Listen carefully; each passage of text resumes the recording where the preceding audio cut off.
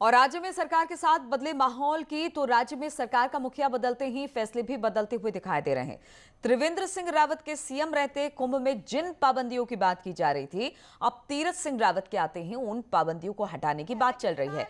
और खुद सीएम तीरथ सिंह रावत ने एक बार फिर कहा कि सभी लोग कुंभ में आए। उन्होंने सभी को कुंभ में आने का न्योता दिया और खुद भी महाशिवरात्रि पर हरिद्वार पहुंचे और कुंभ में परिवार समेत स्नान किया। मुख्यमंत्री तीरथ सिंह रावत ने हरिद्वार में साधुओं पर फूलों की बारिश की तो कई फैसलों पर नया आदेश देते हुए नजर किया। जनता को भी हमने पूरा ओपनली खुला छोड़ा है। सुबह 8 बजे तक उनका स्नान था। जनता का बहुत भारी संख्या में जब ये अखाड़ा परिषद कर लेगा स्नान, उसके बाद फिर जनता के लिए खोल दिया जाएगा। लेकिन जो आना चाहता है वो आए, मेरा ये कहना है। और आज जिस तरह से फूलों की वर्षा हेलीकॉप्टरों से इस तरह का, वो मैंने कल शाम को रात को ये भी लिया था कि उन संतों का स्वागत होना चाहिए, अखाड़ा वालों का, ये हमारा कर्तव्य बनता है। ये मैंने किया। ये व्यवस्थाएं को देखकर किस तरीके के अधिकारी को निर्देश? व्यवस्थाएं बहुत बढ़िया, चकाचौंध अच्छा है, लेकिन उसका जो कुछ इस तरह का मैंने कहा कि लाइट है, सफाई है, बहुत अच्छी है, लेकिन इसको और विस्तार दें, ऐसा मैंने कहा है। और साथ में ही जनता किसी को रोके नहीं। और मुख्यमंत्री ने राज्य के ब्यूरोक्रेसी को लेकर भी बड़े फैसले लिए हैं और पहला बड़ा फैसला सचिव शैलेश बगौली को लेकर लिया।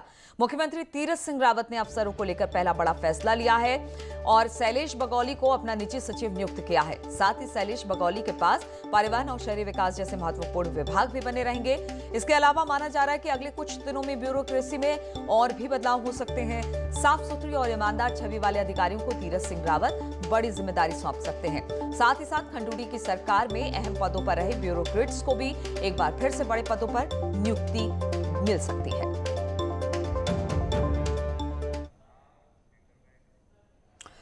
और राज्य में नेतृत्व बदला तो बहुत कुछ बदलने लगा। पिछले सरकार के कई फैसलों पर अब समीक्षा की मांग पर भी जोर पकड़ने लगी है। फिर चाहे देवस्थानम बोर्ड का फैसला हो या फिर गैर सैनिकों कमिश्नरी घोषित करने का।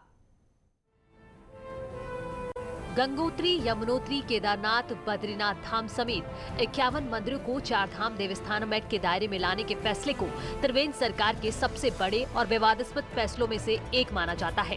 बीजेपी आज तक खुद तय नहीं कर पाई कि उसे सियासी तौर पर इस फैसले से नुकसान होगा या फायदा।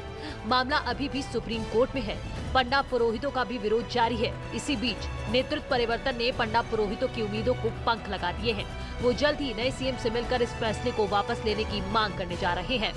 माननीय मुख्यमंत्री जी से मिलने जाएंगे और उनको कहेंगे कि इस जो देवस्थानम एक्ट बनाया गया है इस पर पुनर्विचार किया जाए और इसको तत्काल वापस लिया जाए। देवस्थान बोर्ड को समझने में थोड़ा विलंब दिक्कतें थी, आज वो दिक्कतें समाप्त हुई हैं। अब तो हम उसमें, क्योंकि नियमावली बन चुकी है, बहुत जल्दी हकूकदारियों को भी उसमें स्थान मिलने वाला है। इधर गैरसैन को कमिश्नरी घोषित करने के फैसले पर पार्टी के भीतर चल रहा विरोध अब खुलकर सामने आने लगा है। नाखुश पार्टी विधायक चाहते हैं कि जनहित में सरकार इस फैसले को वापस ले। चूँकि माननीय मुख्यमंत्री जी की घोषणा थी, अब नेतृत्व परिवर्तन हो गया है। मैं समझता हूँ कि नया नेतृत्व इस पर विचार करेगा और जो ठीक होगा उस पर निर्णय माननीय नए मुख्यमंत्री जी लेंगे। जल्दीबाजी में भी कोई निर्णय हम लेते हैं तो उसका वो विरोध होता ही है। अल्मोड़े का जहाँ तक है, अल्मोड़े लोगों का विरोध है कि अल्मोड़े लोगों की वहाँ की जो कुमाऊँ की पहचान है, अल्मोड़ा है, वहाँ की संस्कृति है, वहाँ की बोली भाषा, वहाँ का जो कल्चरल है, वहाँ के जो हमारे उद्योग धंधे हैं, उनके वहाँ की पहचान है। तो इसलिए वहाँ के लोगों का इसमें विरोध है कि भाई हम लोगों से नहीं पूछा गया।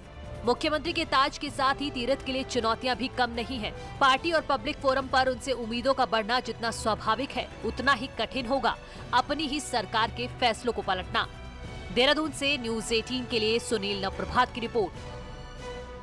और तीरथ सिंह रावत ने मुख्यमंत्री